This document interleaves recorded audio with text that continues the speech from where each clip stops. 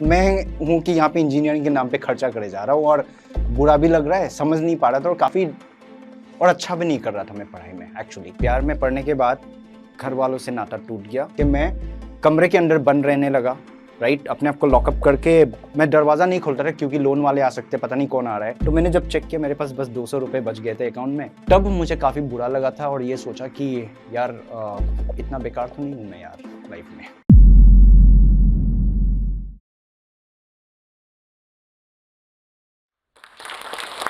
Let me ask a question. एक question पूछूंगा आप सबसे।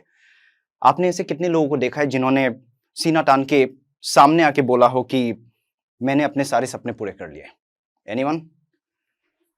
कैन आई से something? Hi, my name is Thomas Lagashu. I started my career as a telecaller and today I am the head of business skilling अपना jobs. However, जो telecaller से जो head of business बनने की जो सफर है वो ग्राफ कभी ऐसा नहीं हुआ और किसी का होता भी नहीं मेरे ख्याल से, और मेरा भी ऐसा ही कुछ है कि ऐसा गया फिर ऐसा हुआ फिर जाके ऐसा आया। तो मैं भी काफी लोगों की तरह ही असम के एक छोटे से गांव से पला बड़ा था जहां पे पढ़ाई की अहमियत बस इतना ही था कि मैथ्स कैलकुलेशन आ जाए, पैसे गिनने लायक बन जाओ और छोटा मोटा कुछ कर लो। लेकिन मेरे मम्मी पापा की जो सोच थे वो थोड़ा अलग था। वो इसलिए क्योंकि मेरे रिलेटिव में मेरे जो बड़े पापा, थोड़ा दूर के, अपना नहीं, बड़े पापा बोलते थे उसको, तो उनका जो बेटा था वो इंजीनियर थे उन दिनों में, और इंजीनियरिंग की नौकरी सरकारी, वो भी इतना पैसा कमाता था कि उन दिनों में, मैं I guess I am talking about 86 85 तब की बात कर रहा हूं। तो बड़े शान और चौकत थे, उनके 2 माले के घर थे, अच्छा फिएट वाली गाड़ी थे। तो मम्मी पापा हमेशा उनको देख के इंस्पायर हो जाते थे और सोचता था कि हमारा भी एक बेटा कम से कम इंजीनियर बनेगा, चाहे कहीं से उधारी लेके पढ़ाना पड़े, कुछ भी करना पड़े, एक बेटा तो काबिल बनाएंगे ताकि वो बाकी सारे फैमिली को केयर कर पाए, राइट।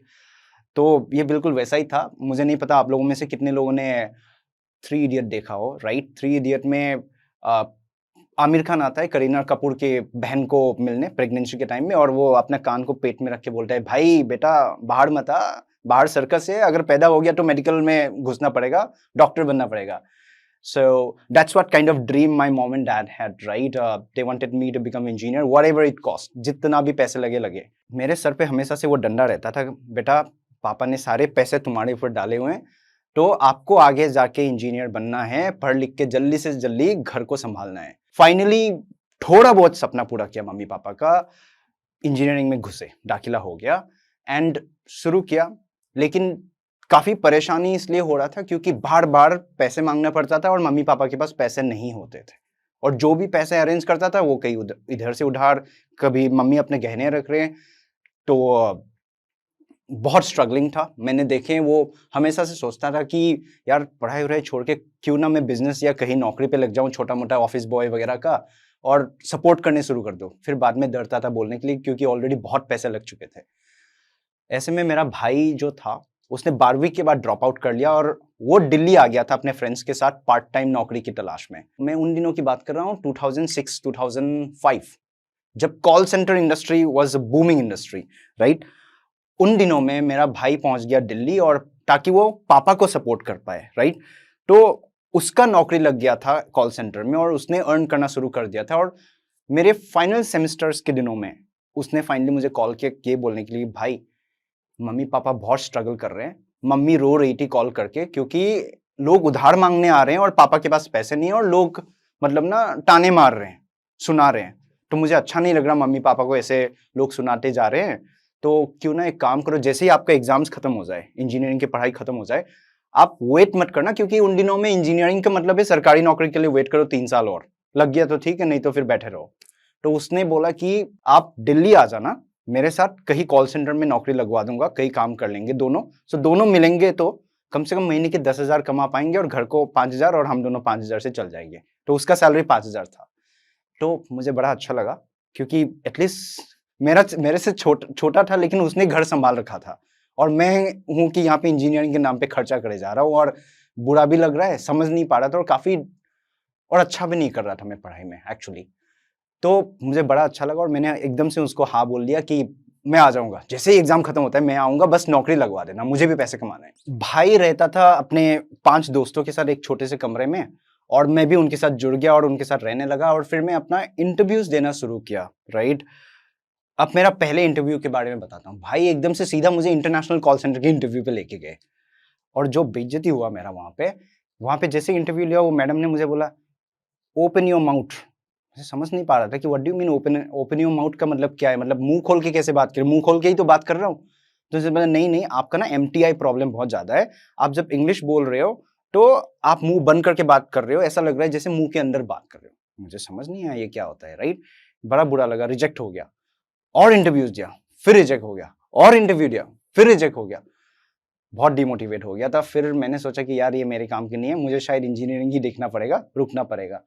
भाई ने बोला ऐसा ही होता है, पहली बार इंटरव्यू दे रहे हो तो रिजेक्शन को आदत बना लो, ऐसे ही होने वाला है। फिर एकदम से एक दिन भाई को लगा कि मैं कहीं छोड़ छाड़ के वापस ना चला जाऊं, तो उसने पता नहीं इधर उधर से कहीं से पता करके उसने मुझे बताया कि एक रीजनल कॉल सेंटर है जहां पे एसएमएस कॉलर्स की जरूरत है, और मैं असम से हूं तो एसएमएस तो बोल ही लेता हूं अच्छा। वहां पे मेरा एकदम से आसानी से हो गया सिलेक्शन, और 4,000 की नौकरी लगा था पहला, और वहां से शुरू होता है मेरा टेलीकॉलर की जर्नी। तो फिर वहां से मुझे अच्छा इसलिए लगने लगा क्योंकि बचपन से मैं सरकारी नौकरी वालों को देखते आ रहा हूँ, जो टिफिन लेके ऑफिस जाता है, धूल मिट्टियों वाला ऑफिस में वही अंकल आंटी काम करते हैं, सॉरी नो ऑफेंस, राइट। अब सडनली कॉल सेंटर में आता हूँ तो ऐसा लग रहा है जैसे back to college, young crowd, right, लड़के लड़कियां। फिर वहां से धीरे धीरे मैनेजर को पटा के फिर हिंदी वाले कॉल सेंटर में घुसा। फिर हिंदी वाले कॉल सेंटर में थोड़ा बहुत इंग्लिश बोलना पड़ता है, तो करते करते करते करते मेरे ख्याल से 3 साल निकल गया था। फिर वहां से मेरा जर्नी शुरू होता है, राइट। फिर जैसे जैसे अच्छा करने लगा, फिर वैसे वैसे मैं अच्छी कंपनियों में इंटरव्यू दे के नौकरी लगने लगा। जैसे पहली बार मैंने अच्छा कंपनी कन्वर्जिस में दिया था, बाकी सब छोटे छोटे कॉल सेंटर्स थे नोएडा में, राइट। बट गुड़गांव में मुझे कन्वर्जिस से लगाव सिर्फ इसलिए था क्योंकि कन्वर्जिस का जो बिल्डिंग था वो ग्लास के शीशे की शिप वाला बिल्डिंग था, सिर्फ उसके लिए मुझे उसमें काम करना था। और मैं कम से कम 6 बार फेल हो चुका था interview, right. This was the 7th time, 7वीं बार मैं इंटरव्यू देने जा रहा हूं और कंपनी में सीधा। और HR ने मुझे इंटरव्यू लिया, और उनका पता नहीं वो वर्सन टेस्ट होता है, आपको बोलना पड़ता है, सुनना पड़ता है ऑटोमेटिकली, फिर आप रिजेक्ट हो जाते हो, और मैं रिजेक्ट हो गया फिर से। फिर HR ने मुझे बताया, फीडबैक दिया कि तुम्हारा ऐसा ऐसा प्रॉब्लम इसलिए रिजेक्ट हो गए, क्या मतलब how do you what do you Aspire for in life. फिर मैंने उसको बताया कि मैं असम से हूँ, छोटा सा गांव से, और मेरा एस्पिरेशन है मैं कॉल सेंटर। तुमने इंजीनियरिंग किया, फिर कॉल सेंटर में क्या कर। मैंने बोला मुझे कॉल सेंटर में ही करियर बनाना है क्योंकि मुझे अच्छा लग गया है काम। तो फिर पता चला कि वो जो इंटरव्यूअर था, HR था, वो भी असम से ही निकला, राइट। मतलब उनके पापा आर्मी में थे तो इधर उधर घूमते रहते, तो एक टाइम में असम में भी रहा। तो उन्होंने बोला तुम्हें एक और बार चांस देता हूँ, करके देखो। तो दोबारा टाइम जब हुआ तो मैंने क्रैक कर लिया इंटरव्यू, राइट। फाइनली एक अच्छा नौकरी लग गया, अच्छे कंपनी में, 25,000 बन चुका था 4,000 से। एंड अब मैं आप लोगों को बताऊंगा कि लाइफ में ना हमारा सबसे बड़ा जो टीचर होता है वो हमारी खुद की एक्सपीरियंसेस है। कुछ लोग उससे सुधर जाते हैं, कुछ लोग इग्नोर कर जाते हैं, और जो इग्नोर करता है उनको लाइफ तोड़ के रख देता है। और मैं उनमें से हूं जिन्होंने लाइफ को इग्नोर किया, लेसन्स को इग्नोर किया, और लाइफ ने मुझे तोड़ के रख दिया। सबसे पहले गलती, पैसे कमाने शुरू हो गया, और क्योंकि बचपन में इतने कड़की से ग्रो हुआ, इतने पैसे की कमी से ग्रो हुआ, तो जब हाथ में पैसा अच्छा आने लगा तो एकदम से मैं एरोगेंट बनने लग गया, और इतना कॉन्फिडेंट हो गया था कि कॉल सेंटर की नौकरी हमेशा ऐसे ही रहेगा और अच्छा कमाते रहूंगा, हमेशा लाइफ अच्छा ही रहेगा। मम्मी पापा हमेशा बोलते थे कि बेटा अच्छा है कि आप अच्छा कमा रहे हो, राइट, घर पे भी पैसे भेज रहे हो, सबका ख्याल रख रहे हो, लेकिन सेविंग करना शुरू कर दो ताकि आगे जाके आपको घर भी खरीदना है, शादी भी करनी है, हमारे पास जमा नहीं रहा, पैसे नहीं रहा, आपको ही सब कुछ करना है। तो मैं हाँ हाँ बोलता था, एक कान से सुनता था, दूसरे से निकाल भी देता था। पहली गलती, जो कि हम सबको पता है कि सेविंग बहुत इंपॉर्टेंट है। आजकल ये जमाना है कि invest don't save, but invest करने के लिए सेव तो करोगे पहले, तभी तो इन्वेस्ट करोगे। लेकिन हम कोई सुनते नहीं है, सबको पता है, लेकिन मेरे ख्याल से 80% जनता जो है नहीं करते सेविंग, मंथ ऑन मंथ जीते हैं। दूसरा गलती ये था कि मैं बहुत ही एक्स्ट्रा ऑर्डिनरी लाइफ जीने की कोशिश कर रहा था। पता नहीं आप लोगों ने, कितने लोगों ने ये मूवी देखा होगा, जिंदगी न मिलेगी दोबारा। मैंने इस मूवी को कुछ ज्यादा ही सीरियसली ले लिया था, तो मैं ऐसा जी रहा था जैसे कि फ्यूचर का देखा जाएगा, फिलहाल आज खर्च करो, पार्टी जा रहा हूँ, राइट? मनाली में जाके कौन 5 स्टार होटल ढूंढता है? मैंने ढूंढा था। राइट? ऐसे ऐसे कांड करे हुए। अगर शॉपिंग करना है तो shopping mall, right? Pacific mall जा रहा हूँ, कभी एम्बियंस मॉल जा रहा हूँ, राइट? कोई नया फोन आ रहा है तो एकदम हाथों हाथ, और ऊपर से सैलरी जब अच्छा हो गया तो ये बैंक वाले पता है क्या करता है, 2 महीने की सैलरी लगातार दिख गया, क्रेडिट कार्ड ऐसे चिपका देते, और एक क्रेडिट कार्ड आ जाता है तो दूसरा क्रेडिट कार्ड और चिपक जाता है, क्योंकि वो बैंक वाले कॉल करते हैं कि आपके पास क्रेडिट कार्ड है क्या, उसके रेफरेंस पे एक और दे देते हैं। तो ऐसे करते करते मेरे पास कम से कम 4 क्रेडिट कार्ड्स थे, और क्रेडिट कार्ड का पैसा ऐसा लगता है जैसे ऊपर का पैसा है। भूल जाते हैं कि सैलरी से ऑलरेडी बिल्स पे कर रहे हो, आप क्रेडिट कार्ड का पैसा भी अब खर्च करोगे तो बिल तो बढ़ेगा ही ना। अब ये दूसरा मेरा प्रॉब्लम था कि मैं कभी भी फाइनेंस को कैलकुलेट नहीं कर रहा था, बस खर्च कर रहा था। मेरे पास 22 लोन थे बजाज फाइनेंस की, इतने ईएमआई पे सामान मैंने ले लिया, राइट? तो धीरे धीरे धीरे धीरे करके मैं प्रॉब्लम में फंसते जा रहा था। धीरे धीरे वो वाले दिन शुरू हो गए जब मुझे किसी ना किसी को मिस करना पड़ता था। कभी घर को नहीं भेज रहा हूं, कभी रेंट नहीं दे रहा हूं, कभी क्रेडिट कार्ड बिल मिस कर रहा हूं, तो वो बैंड बजा देता था। तो कुछ नहीं समझ पा रहा था, लेकिन ऐसा लग रहा था चल जाएगा यार, कर लूंगा, राइट? तो एक क्रेडिट कार्ड को पे करने के लिए इधर से पैसा पे कर दिया, उसको पे करने के लिए इधर से उधार ले लिया, दोस्त का जब वापस कॉल आता है तो उसको बोलता हूँ थोड़ा टाइम दे दे। तो बेसिकली मैं पैसे के साथ खेल रहा था, जो हम में से काफी लोग करते होंगे। नहीं करना है। अगर आप शुरुआत कर रहे हो नया करियर, तो शुरू से ही जिम्मेदार हो जाओ, सेविंग करना शुरू कर दो, नहीं तो फिर आगे जाके बैन बजने वाला है। और मेरे ख्याल से काफी लोगों का ऑलरेडी बैन बज चुका है, मैं भी उनमें से हूँ, राइट? अब जब लाइफ इतना खतरनाक वाला जीने लग रहा हूं मैं, काफी लग्जूरियस वाला, राइट? एक टाइम बाद ऐसा भी आता है ना कि यार कोई लाइफ में बंदी भी हो तो अच्छा लगेगा, राइट? मैं कहानी को ज्यादा लंबा नहीं करूंगा क्योंकि सबके टाइम भी बचाना है।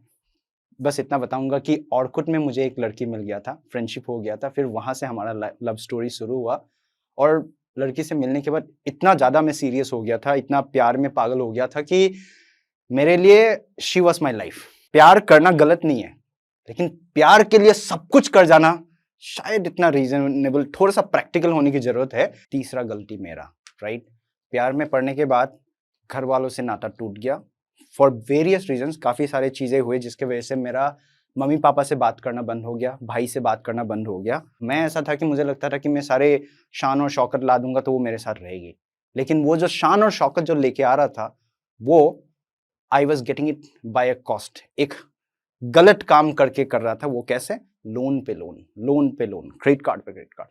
तो और लोन्स पे घुसता गया। और एक टाइम को ऐसा भी हुआ था कि मेरा पापा बीमार पड़ गए थे, उसके चक्कर में मुझे एक प्राइवेट लेंडर से 5 लाख रुपए 10% ब्याज पर मंथ के हिसाब से लेना पड़ा था, जो 50,000 सिर्फ इंटरेस्ट ही बनता है। सोचो, सैलरी मेरा 65,000 था बाय दैट टाइम। मेरा जो सबसे पिछला जो कॉल सेंटर नौकरी था लास्ट, वो 65,000 सैलरी था, और मेरा लोन इतना था कि महीने के लाख रुपए से ऊपर का लोन बन चुका था, ईएमआई सब कुछ लगा के। तो लाइफ ऑलरेडी ऐसा जा रहा था, अच्छा कर रहा था, अब ऐसे जा रहा था मेरा। तो ऐसे में जा रहा था, ये ऑलरेडी इतना प्रॉब्लम चल रहा था कि एक दिन सडनली ऑफिस जाके पता चला कि हमारी कंपनी बंद हो रहा है और अनफॉर्चुनेटली आपको नई नौकरी ढूंढनी पड़ेगी। मैं एक यूके बिजनेस के लिए काम करता था, लंदन की प्रोसेस, जिसमें मेरा जो सैलरी था वो उनकी करेंसी में मिलता था, पाउंड्स में, जिसके चक्कर में मुझे 65,000 रुपीज मिलता था। और मैं टीम लीडर था, और टीम लीडर को रेगुलर जो सैलरी मिलता है इंडिया में वो 30,000 से ज्यादा नहीं मिलता है, लेकिन मुझे पाउंड्स में मिल रहा था तो मुझे दुगना मिल रहा था। अब ये जब नौकरी छूट गया तो मैं इधर उधर इंटरव्यू दे रहा हूं तो मैं 25 से 30,000 से ऊपर कोई दे ही नहीं रहा। तो मैं फिर से प्रॉब्लम में आ गया, क्योंकि मेरे खर्चे इतने ज्यादा है, राइट? लोन्स इतने ज्यादा है, तो 20-25,000 से क्या ही कर लूंगा। तो मैं वो वाले नौकरी नहीं कर रहा था। ऊपर से एक और प्रॉब्लम था, मैंने जो प्राइवेट लेंडर से लोन लिया था, मैंने अपने सारे डॉक्यूमेंट्स गिरवी रखा हुआ था, तो मैं कहीं ज्वाइन भी नहीं कर पा रहा था, राइट? सो इतना दिमाग खराब हो रहा था, इतना मतलब टेंशन हो रहा था कि कैसे करें, क्योंकि उस टाइम को डर डर के रहता था। दरवाजा खटखटाता है तो लगता है कि कोई कलेक्शन वाला फिर से आ गया होगा, कभी दरवाजा नहीं खोलता था, राइट? बैल्कनी से देखता था कौन आया है, राइट? तो कॉल आता था, फोन नहीं उठाता था। और मैं और मेरे गर्लफ्रेंड लिविंग रिलेशनशिप में रहते थे, तो वो भी काफी घबराई हुई रहती थी, ऑलरेडी बहुत परेशान थी मेरे चक्कर में। एंड क्योंकि मेरे सारे रेफरेंसेस में उनके ही नंबर थे। एक दिन ऐसा हुआ कि ये जो लोन कंपनी वाले हैं, ये लोग क्या करते हैं, आपको ऐप इंस्टॉल कराते हैं और अलाउ रीड कॉन्टेक्स्ट का ऑप्शन आता है, यस नो।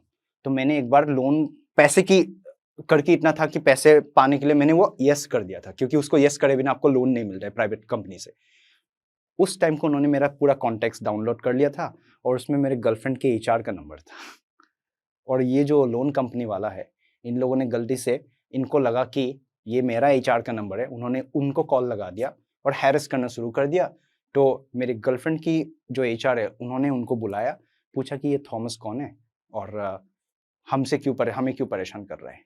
तो मेरी गर्लफ्रेंड को काफ़ी बुरा लगा, काफ़ी शर्मिंदा महसूस होना पड़ा और शी क्राइड और उसने बताया कि हमारे रिलेटिव है तो लोन में फंसा हुआ है, बट आप प्लीज़ इग्नोर करो। वो शाम थी, जब वो वापस आई, बड़े प्यार से उन्हें रोते हुए बोला कि थॉमस, मैं आपको बहुत मानता हूँ, बहुत रिस्पेक्ट करता हूँ, एक टाइम में प्यार भी था, लेकिन मुझे लगता है कि वो फीलिंग्स ख़त्म हो गए और मैंने कभी इस तरह की लाइफ को इमेजिन भी नहीं किया था, सोचा नहीं था कि इस तरह से डर के रहना पड़ेगा और कल को ऑफिस में भी पहुंच जाएगा। तो आप बुरा मत मानना, मैं इस रिलेशनशिप को ब्रेकअप करना चाहता हूँ और आई रियली नीड पीस, मुझे सुकून की ज़िंदगी चाहिए, मुझे इससे डर के नहीं रहना है। आपने कभी मुझसे लोन्स के बारे में डिस्कस नहीं किया, कहाँ से क्या पैसे, मुझे कुछ नहीं पता आप क्या कर रहे हो, मैंने आपको हमेशा से सपोर्ट किया, बट अब मेरे बस की बात नहीं है। उन्होंने ब्रेकअप कर लिया और मूव ऑन हो गया। धीरे धीरे करके मैं कमरे के अंदर बंद रहने लगा, राइट, अपने आप को लॉकअप करके। मैं दरवाज़ा नहीं खोलता था क्योंकि लोन वाले आ सकते, पता नहीं कौन आ रहा है। ओनर भी कॉल करता था, 3 महीने से रेंट नहीं दिया, ओनर कॉल करता था, फोन नहीं उठा रहा, मैं किसी का नहीं फोन आंसर करता था, बस पानी और बिस्किट खा के रहता था उस टाइम को। 2018 सितंबर अक्टूबर की बात कर रहा हूँ मैं, यहीं पे दिल्ली में उत्तम नगर में रहता था मैं। तो ओनर को भी काफी परेशान कर रहे थे लोन वाले। तो एक दिन ओनर के पास एक एक्स्ट्रा चाबी होता है घर का, तो वो एकदम से आ गई सुबह सुबह चेक करने के लिए कि क्या चल रहा है, और वो दरवाजा खोलते ही अंदर देखते कि मैं बैठा हुआ हूँ। एकदम से शॉक हो गई। फिर मैंने उनको बताया कि ऐसा ऐसा है आंटी, मैं बहुत प्रॉब्लम में हूँ, नौकरी भी नहीं है और मेरी गर्लफ्रेंड मतलब वो भी नहीं रहे, वो भी साथ नहीं दे रहे और मुझे नहीं पता क्या करना चाहिए। तो उन्होंने बोला कि देख बेटा, ये सब तो ठीक है लेकिन हम नहीं हेल्प कर पाएंगे, आपको ये घर खाली करना पड़ेगा क्योंकि लोन वाले हर रोज आते हैं और धमकाए जाते हैं, तो हमें इनमें नहीं घुसना। आप घर खाली कर दो और हमारी रेंट हमें पे करके जाओ, या तो आप अपने सामान बेच के पे कर दो या सामान छोड़ दो, हम बेच लेंगे, लेकिन आप घर छोड़ दो। तब मुझे काफी बुरा लगा था और ये सोचा कि यार इतना बेकार तो नहीं हूं मैं यार लाइफ में। अब से मैं आपको बताऊंगा कि मैंने क्या स्टेप्स या एक्शंस लिया जिससे मैं दोबारा खड़ा हो पाया। मेरा लाइफ ऐसा था, ऐसा हुआ, अब मैं यहां से दोबारा शुरू कर रहा हूं, दोबारा जर्नी। कन्वर्जिस में जब मैं कॉल सेंटर में काम करता था तो दिल्ली की गर्मी, आपको पता है कितना गर्मी होता है, तो कैब वाला हमें ऑफिस लाके गेट पे छोड़ देता था और गेट से बिल्डिंग तक वॉक करके जाना पड़ता था। ऐसे में मैं जब भी वॉक करता था, जो हमारे कंपनी का जो डायरेक्टर था वो BMW गाड़ी से भूम करके आता था और बिल्कुल दरवाजे के सामने उतर के शान और शौकत से ऑफिस आता था। मेरा ख्वाब था कि काश मैं भी कभी इस तरह से बड़े अफसर बन पाऊं किसी कंपनी का और मेरे पास भी ऐसे BMW गाड़ी हो। तो मुझे तब से BMW गाड़ी की बहुत मतलब पसंद है, मतलब बहुत लगाव है। मुझे मर्सिडीज ऑडी नहीं अच्छा लगता, BMW बहुत पसंद है। तो ऐसे में जब मैं स्ट्रगल कर रहा था और YouTube वीडियोस देख रहा था कि कैसे पैसे कमाने हैं, कैसे पैसे कमाया जा सकता है, तो एकदम से एक बंदे का YouTube वीडियो आया। वो है ब्लॉगर, इंडिया का काफी सक्सेसफुल ब्लॉगर है, उनको मैं फॉलो करना शुरू किया। वो इसलिए क्योंकि उन्होंने ब्लॉगिंग के पैसे से BMW खरीदा था। अब वो YouTube देख के मैं एकदम से रुक गया और सोचने लगा कि मेरे ख्याल से मुझे भी ब्लॉगिंग ट्राई करना चाहिए, राइट। नौकरी करने की जरूरत नहीं है, ब्लॉगिंग करके शायद मैं भी करोड़ों रुपए कमा लूं और जल्दी से जल्दी लोन पे ऑफ करूं। बाय द वे, अब तक जो मेरा लोन बन चुका था वो 16 लाख लोन बन चुका था मेरे सर पे, और मुझे नहीं पता ये कैसे पे ऑफ होगा। बस लेके बैठा हुआ हूँ, लोग कॉल कर रहे हैं, हैरेस कर रहे हैं, जिंदा हूँ। तो ऐसे में ये जो बंदा है जो BMW खरीद लिया ब्लॉगिंग से, उनको एकदम से फेसबुक में स्टॉक करके मैंने मैसेज कर दिया कि हाय सर, मैं Thomas Lagaso, I want to work for you for free, will you teach me blogging. मैंने उनको पूछा कि आप मुझे ब्लॉगिंग सिखाओगे, बदले में मैं आप जो बोलोगे करूंगा, फ्री में करूंगा, बस मुझे ब्लॉगिंग सीखना है और आपकी तरह सक्सेसफुल बनना है। मुझे लगा नहीं था कि उनका कोई रिप्लाई आने वाला है। दिस वाज जस्ट लाइक, बिल्कुल ऐसा सिचुएशन हो गया था जैसे आप मुंबई आए हो एक्टर बनने और गलती से शाहरुख खान को मैसेज कर दिया और शाहरुख खान का एकदम से रिप्लाई आ गया कि हे कॉल मी। बिल्कुल ऐसा वाला सिचुएशन था मेरा। उनका मैसेज आ गया 2 दिन बाद कि hey Thomas call me, this is my number. मुझे लगा नहीं कि इतना बड़ा सक्सेसफुल आदमी मुझे रिप्लाई करेगा। उन्होंने रिप्लाई किया और उनका नंबर पे एकदम से कॉल किया और मैंने उनको अपने बारे में बताया और उनको भी काफी बात करके अच्छा लगा। तो उन्होंने बोला कि चल ठीक है, लेकिन तू गुजारा कैसे करेगा। तो मैंने बोला सर मैं पार्ट टाइम जॉब ढूंढ लूंगा, कुछ कर लूंगा, मेरे पास एक बंदा भी है जो यूएस का फ्रेंड है, तो उन्होंने मुझे प्रॉमिस कर रखा है कि अगले महीने से हम साथ में काम करेंगे फ्री में, मतलब पार्ट टाइम नौकरी, मुझे एक बात हो रखा हुआ था। तो मैंने डिसाइड कर लिया कि इनके साथ फ्री में दिन में काम करूंगा और रात को यूएस वाले बंदे के लिए पार्ट टाइम नौकरी करके थोड़ा बहुत अर्निंग करके मैं ब्लॉगर बन जाऊंगा। ये सपना था उस टाइम को। 31 दिसंबर 2018 को मैंने घर का सारा सामान बेच दिया और जो थोड़ा बहुत पैसे इकट्ठा हुआ उससे सारे लोन कंपनीज को कॉल करके ये बोला कि सर 1 महीने की ईएमआई दूंगा आपको, आप मुझे 2 महीने का टाइम दो, मैं नौकरी जैसे ही मुझे मिले मैं आपको रेगुलरली पे करने शुरू करूंगा, लेकिन 2 महीने तक आप किसी को परेशान नहीं करोगे, क्योंकि वो हर एक बंदे को परेशान कर रहा था और मैंने सारे दोस्त खो दिया था इस चक्कर में। सारे दोस्तों ने मेरा नंबर ब्लॉक कर दिया था क्योंकि उनको कॉल जाने लग रहा था मेरे चक्कर में। तो मैंने 2,20,000 रुपए जैसे मैंने इकट्ठा किया था सारे सामान बेच के, तो उससे सबको पे करके मैं 15,000 रुपए लेके मुंबई आया था ब्लॉगिंग के सपने देख के। एंड प्रीतम सर का ऑफिस बिल्कुल गोरेगांव, जो प्रीतम नगराले इज दी ब्लॉगर, अगर आप लोग देखना चाहो तो उनको, वही है मेरा मेंटर, उन्हीं को फॉलो करके मैं मुंबई आया था। तो उनका ऑफिस गोरेगांव स्टेशन के बिल्कुल पास था, तो मैंने वहीं पे डॉर्मिटरी में रहना शुरू किया 500 रुपए पर डे के हिसाब से। तो डॉर्मिटरी पता नहीं आप लोगों को कितना पता होगा, बंकर बेड्स होता है, वो ऊपर नीचे सोते हैं ना वैसे वाले, तो आप 500 रुपए देके हर रोज सो सकते हो वहाँ पे। वो यूएस वाला जो पार्ट टाइम था, उस बंदे ने मुझे मना कर दिया बोल के कि थॉमस थोड़ा टाइम लगेगा, फिलहाल आप कोई और नौकरी ढूंढ लो। और पैसे खत्म हो रहा था, तो मैंने दोबारा से इंटरव्यू देना चालू कर दिया। करते एक दिन मैं काफी भूखा था और पैसे निकालने के लिए मैं एटीएम पे गया और पैसे निकाल रहा हूँ तो पैसे निकल नहीं रहे। तो मैंने जब चेक किया मेरे पास बस 200 रुपए बच गए थे अकाउंट में। समझ नहीं पा रहा क्या करूं, फिर मैं दूसरे एटीएम में जाके वो भी निकाल लिया 200 रुपए। अब डर ये था कि अगर मैं कुछ बिरयानी या कुछ फ्राइड राइस या कुछ भी अच्छा खाऊं तो एकदम से 50-60 रुपए चले जाएंगे, और मुंबई में हाउ विल यू लिव, कैसे रहोगे आप इतने कम पैसे से। एकदम से मैंने अपने यार दोस्तों को मैसेज करना शुरू कर दिया कि भाई 1000 रुपये उधार दे सकता है, 500 रुपये उधार दे सकता है। किसी ने भी मुझे हेल्प नहीं किया क्योंकि सबको पता था थॉमस उधारी की जिंदगी जी रहा है। उस दिन था राइट, काफी परेशान था और मैंने बस एक वड़ा पाव खाया। फिर परेशानी में जाके मैं यहाँ पे मुंबई में इनऑर्बिट मॉल बोल के एक है, वहां पे घूमता रहा, रात तक घूमा, और रात को 11:30 बजे जब मॉल बंद हो जाता है फिर मैं वापस आ रहा था मेरे डॉमिट्री की तरफ। और डॉमिट्री में हर रोज 500 रुपये देना पड़ता है आपको, और मेरे पास पैसे है नहीं, तो मैं रुक गया। तो डॉमिट्री को जब डॉमिट्री की तरफ जाते हो तो बीच में एक स्टेशन आता है, गोरेगांव स्टेशन, तो आपको ओवरब्रिज से ऐसा जाना पड़ता है। तो ओवरब्रिज में चढ़ गया अपने घर की तरफ जाने के लिए डॉमिट्री, लेकिन उतर नहीं पा रहा था क्योंकि उतरते ही डॉमिट्री आता है और मेरे पास पैसे है नहीं देने के लिए। तो मैं वहीं पे रुक के काफी देर खड़ा होकर सोच रहा था, और इस दिन मैंने अपने आप को रियलाइज किया कि मम्मी पापा क्यों बोलते हैं कि आगे की भी सोचो, फ्यूचर का क्यों सोचो, राइट। मुझे लगा था, इतना कॉन्फिडेंट हो गया था कि आगे भी लाइफ अच्छा रहेगा, लेकिन ऐसा नहीं हुआ। आज ना मेरे पास रहने का जगह है, ना खाने की जगह, ना गर्लफ्रेंड रहा, ना पैसा, ना नौकरी। लाइक ऐसा लग रहा था बस ट्रेन के आगे कूद के मर जाओ, बस इतना बस समझ आ रहा था उस टाइम को। बट फिर भी मैंने रुका, और अच्छा ये था कि मैं जिस जगह खड़ा था वही स्टेशन पे काफी लोग सो भी रहे थे, क्योंकि लोग ट्रेन के इंतजार में वही सो जाते हैं। तो 3 दिन तक मैं गोरेगांव स्टेशन में सोया, बिकॉज मुझे डॉमिट्री वापस जाने को हिम्मत नहीं हो रहा था क्योंकि पैसे नहीं है, और वो लोग कॉल कर रहे थे, मैं फोन नहीं उठा रहा था।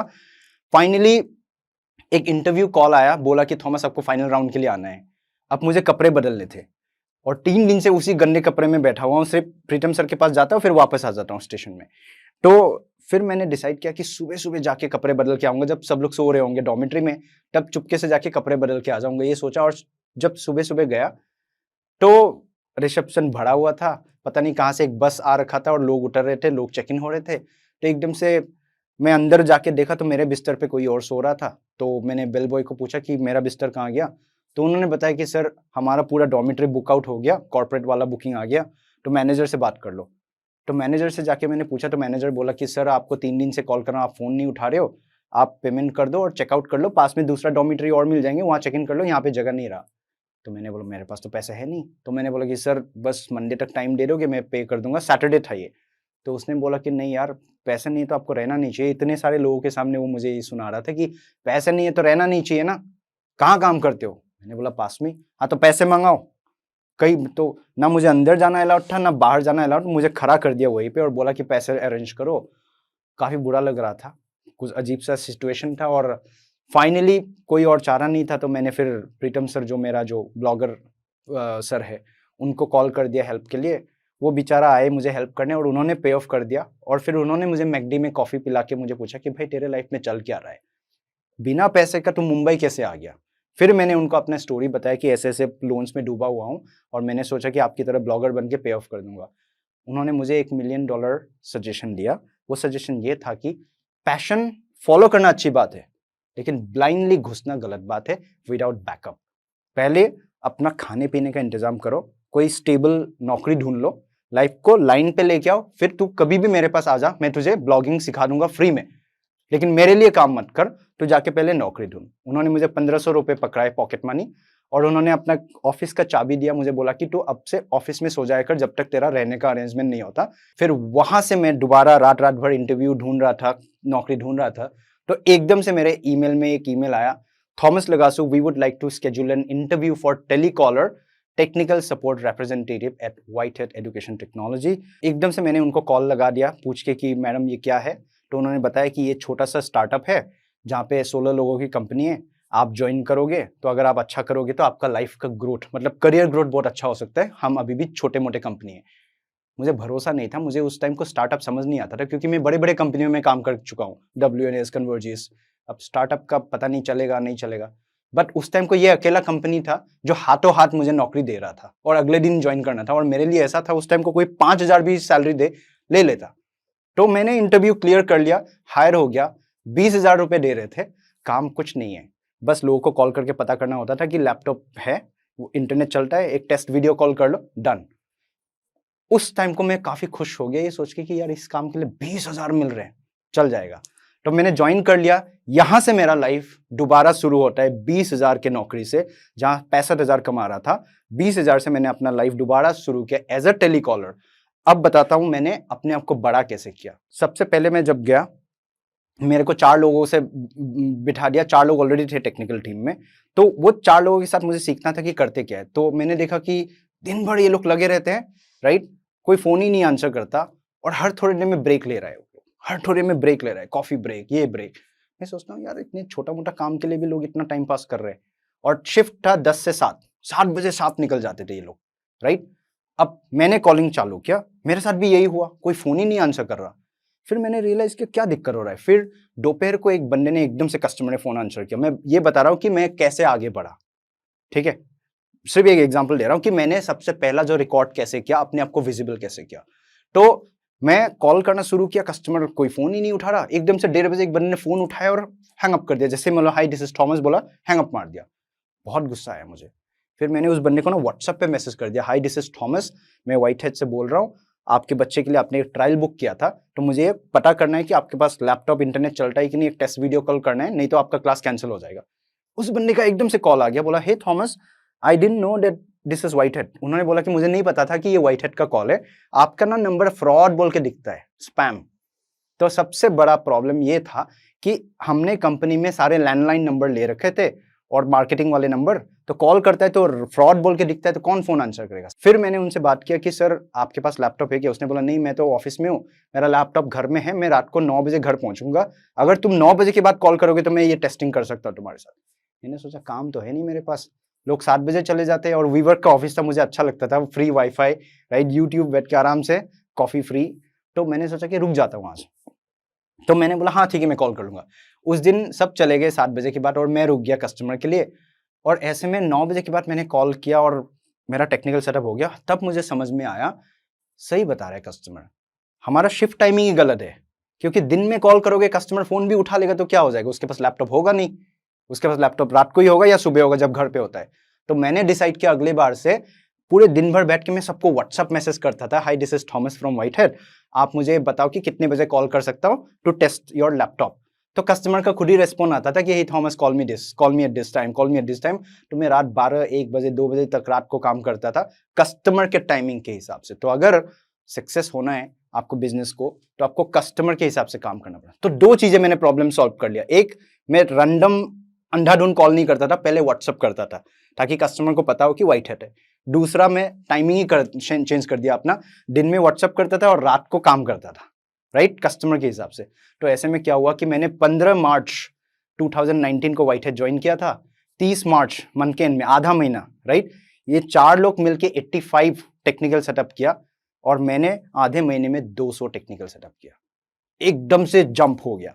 अब क्या होता है ना कि बिजनेस में आप जितना ज्यादा लीड जनरेट करोगे उतना ज्यादा सेल होता है। लेस देन 1 मंथ, 1 महीना भी मुझे काम करे हुआ नहीं था कि मैं इनका लीडर बन गया। ये चारों लोगों का बहुत गालियां दी उन्होंने, बोला कि साला इसके चक्कर में हमें भी एक्स्ट्रा करना पड़ रहा है, इसके चक्कर ये साला चमचा है, चमचागिरी। आई डोंट माइंड, मुझे फायदा हो रहा है, आप भी फायदा उठाओ, किसने रोका? सब बोलते थे थॉमस अपॉर्चुनिस्टिक है, Thomas was at the right time right place. यार तुम भी तो हो राइट टाइम राइट प्लेस पे, तुम क्यों नहीं कर रहे थे अभी तक? अंधाधुंध कॉल करे जा रहे हो, पता तो करो क्यों नहीं आंसर कर रहा। मैंने पता किया, मैंने पकड़ लिया, प्रॉब्लम सॉल्व कर दिया, मैं टीम लीडर बन गया, 20,000 से सीधा जंप हो गया सैलरी, राइट। उसके बाद धीरे धीरे करके मैंने 7 महीने के अंदर 5 प्रमोशन मिला और फाइनली एकदम जब मेरा कम्युनिकेशन स्किल्स बहुत अच्छा हो गया, कस्टमर्स को कन्विंस कर पाया, तो करण ने बोला कि थॉमस सेल्स में आ जा। मैंने बोला सर सेल्स में नहीं जाना है मुझे, क्योंकि मुझे बड़ा डर लगता था लोगों को कन्विंस करके पैसे निकालना, राइट। तो उसने बोला एक बार ट्राई तो करके देख ले। तो फिर उसने मुझे मैसेज डाला कि सेल्स में जाएगा तो 3 गुना कर दूंगा सैलरी। तो सर पे 16 लाख का लोन और दूसरी तरफ सुकून की जॉब, आप कौन सा चुनोगे, सुकून की जॉब या तलवार, राइट। सो पूरी रात भर सोच के मैंने सर को बोल दिया कि सर ठीक है मैं सेल्स करके देखता हूँ, नहीं होगा तो नौकरी से मन निकालना, मुझे वापस भेज देना। उसने बोला ठीक है देख लेंगे। जबकि मैं सबसे बेस्ट सेल्स पर्सन नहीं था, ऑलरेडी 5 लोग थे वहाँ पे सेल्स, लेकिन उनका शिफ्ट टाइमिंग के हिसाब से वो काम करते थे, लेकिन मैं कस्टमर के हिसाब से काम करता था और मैं फिर भी 16 घंटा 17 घंटा करता था। तो जितने घंटों में वो 20 लोगों से रीच आउट करता था, तब तक मैं 100 लोगों से बात कर चुका था। तो उस हिसाब से फिर मैं सेल्स अच्छा करने लगा और ये जो 5 लोग थे सबको पीछे छोड़ दिया और फाइनली मैं बना सबसे पहला सेल्स लीडर।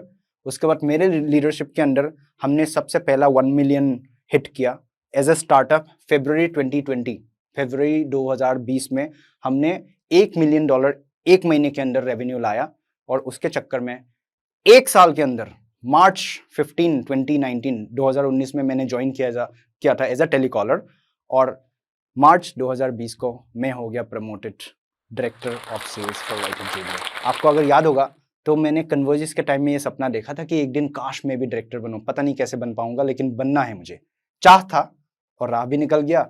अपने आप को झोंक दिया काम में, सब भुला के, लोगों ने पीठ पीछे बहुत कुछ बोला, नहीं सुना, करते गया और मैं बन गया डायरेक्टर। सैलरी बन गया 10 गुना 20 गुना, बहुत बढ़ गया। एंड बिकॉज मैं डायरेक्टर बनने के बाद इंटरनेशनल मार्केट में लॉन्च किया तो वो भी बहुत सक्सेसफुल हो गया और 4 महीने के अंदर मैं बन गया vice president of sales for White Hat Junior. And finally I have also fulfilled my dream car. मैंने अपने लिए एक BMW गाड़ी भी खरीदा, जो मेरे 16 लाख का लोन था 1 साल के अंदर मैंने पे ऑफ कर दिया and became a clean person. And आज मैं बोल सकता हूँ कि मैंने अपने सारे ख्वाब पूरे किए, और भी है और भी पूरा करूंगा, लेकिन शायद इससे आप लोग रिलेट कर पाओ और एक्शंस लो। राह बहुत है, ढूंढना है उसको बस, राइट। इसी तरह से मैं काफी अच्छा करता गया, काफी फेमस होता गया। लिंक्डइन में आप लोग मुझे फॉलो कर सकते हो, देख सकते हो कि मैं अपने काफी वीडियोस वगैरह मोटिवेशनल वीडियोस बनाता हूँ। तो ऐसे करते करते सारे स्टार्टअप वालों को पता चल गया मेरे बारे में और सारे स्टार्टअप फाउंडर्स मुझे रीच आउट करने लगे to help them in business. तो ऐसे हेल्प करते करते एक दिन अचानक से एक फाउंडर मिला जिनका नाम है निर्मित पारिक सर। उन्होंने मुझे बोला कि थॉमस, हमारे पास एक प्रोडक्ट हम बनाना चाहते हैं, हम नौकरी के प्लेटफॉर्म है, हम लोगों को नौकरी दिलाते हैं, राइट। हम एक प्रोडक्ट क्रिएट करना चाहते हैं जहां से काफी लोग हर रोज फेल होता है नौकरी में, इंटरव्यूज में, उनको स्किल करने का एक प्रोडक्ट बनाते हैं। बिकॉज हमारे पास इतना डेटाबेस है, हमें पता है कि लोग किस चीजों में फेल होता है, हम उन्हीं को डेटा को यूज करके एक ऐसा प्रोजेक्ट बना रहे हैं, ऐसा प्रोग्राम जिससे लोग स्किल्ड हो सकते हैं, लोगों का जो जरूरत है नौकरी में वो स्किल्ड हो सकता है और उनको नौकरी भी दिलाएंगे। बिकॉज हमारे पास नौकरियों की भौचार है, मार्केट है पूरा। बातों बातों में निर्मित सर ने मुझे पूछा कि तुमने गली बॉय देखा है? मैंने बोला बिल्कुल देखा है सर। कैसे? सर मैं 2019 में काफी स्ट्रगल कर रहा था, काफी परेशान था और डिप्रेस था। ऐसे में प्रीतम सर के जो भांजा है, राइट, उनसे मेरा दोस्ती अच्छा था ऑफिस में। तो उन्होंने मुझे बोला थॉमस तू बहुत परेशान लग रहा है, चल तेरे को एक मोटिवेटिंग मूवी दिखाने ले चलता हूँ। और 14 फरवरी 2019 को उन्होंने मुझे गली बॉय दिखाया था और वही मूवी देख के मैं काफी इंस्पायर हो गया था। अपना टाइम आएगा जो गाना है उसको देख के काफी अच्छा लगा था। लेकिन उस टाइम को मैं ये सोच रहा था कि यार ये सब तो मूवी है, रियल में कहाँ होता है। तो यही बात आज 4 साल बाद हम बात कर रहे हैं और निर्मित सर ने मुझे बोला कि मेरा भी यही हाल था, मैंने भी इसी मूवी से इंस्पायर होकर अपने कंपनी का नाम अपना जॉब्स रखा।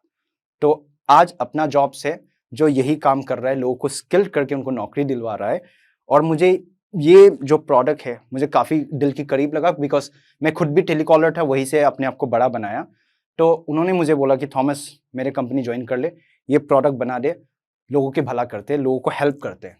तो मैंने काफ़ी सोचा, 3-4 महीने सोचने के बाद मैंने हाँ बोल दिया और आज अपना जॉब्स में as a head of business for skilling product I am leading the entire project. आज मैं जो स्टॉक अपना हम लोग सब लोग मिलकर एक अच्छा सा कोर्स ऐसा लॉन्च कर रहे हैं जिससे 21 दिन के अंदर आपको इंटरव्यू के लिए प्रिपेयर किया जाएगा, रेज्यूमे कैसे बनाना है सिखाया जाएगा, आपको बातें कैसे करनी है, नौकरी लगने के बाद अपने आप को आगे कैसे बढ़ाना है और बड़ा पोजीशन तक कैसे जाना है, ये सारी चीजें 21 दिन के अंदर आपको सिखाया जाएगा।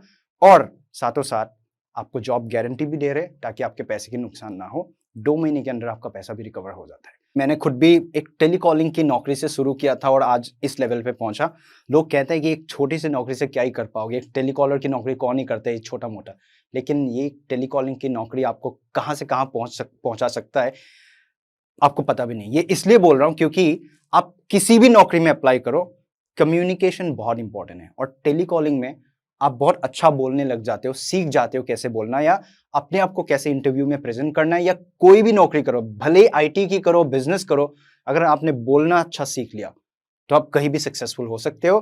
तो ऐसे में अगर टेलीकॉलिंग से आप शुरू करते हो, राइट, या तो आप यहीं पे सक्सेस पालो या 1 साल बाद 2 साल बाद आप सेल्स में मूव हो सकते हो अगर आप अच्छा कर लेते हो, या कोई दूसरे लाइन ऑफ बिजनेस में भी जाते हो, कोई दूसरा करियर भी चुनते हो, तो आप बोलना अच्छा सीख जाते हो जिससे आपको काफी लाइफ में फायदा होगा और फास्ट ग्रो हो सकता है।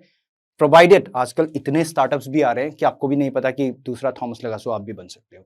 तो ऐसे में अगर आप चाहते हो कि आपके भी लाइफ बदले और आपको इस तरह से स्ट्रगल ना करना पड़े, तो click on the link below, नीचे दिए फॉर्म पे अपना डिटेल्स भरो और join Apna jobs. We will help you because the job is 100% guaranteed. इस वीडियो के बारे में अपनी राय नीचे कमेंट सेक्शन में हमें बताएं और अपने दोस्तों के साथ ये वीडियो शेयर करना ना भूलें।